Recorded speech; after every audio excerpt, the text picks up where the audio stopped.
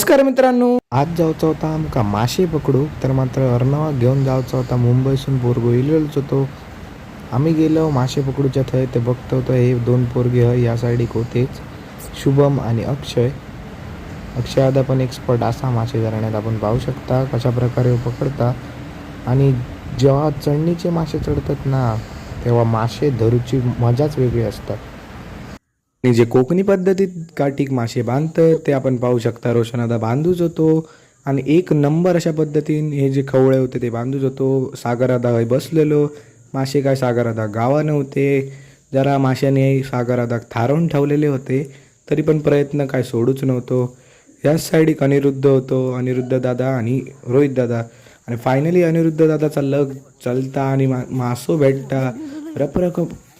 रपरपान ओढता आणि फायनली तो मासो भेटता जो एवढो मोठो मासो असता. आणि रोशन आता धावत धावत येता कारण की मासो जर परत पळान गेलो तर लय वांदे होतलेच.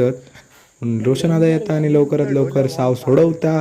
अनिरुद्ध दादा खुश. आता टॉपला होतो अनिरुद्ध दादा आणि ह्याच साईडीक तुमका रोहित दादा दिसावतो. मासो काढता पण फायनली तो मासो त्याचा लक चांगला असतं त्यामुळे तो खाली जाता आणि खूप दुःख वाटतं आता. म्हणजे आपल्या रोहित दादा आणि त्याच दुःखावर ते चर्चा चालू होती. आणि याच साईडिक रोहित दादा परत मासे धरूच होतो पण त्याका काय लक नव्हता त्यामुळे काय मासे गावाच नव्हते.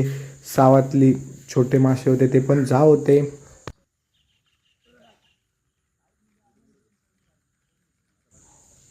किती वेळ उभं राहिलो तरी पण अजून काय त्याका मासे गावात नव्हते. एका काय मासे काय गावात नव्हते, दिसानचे होता.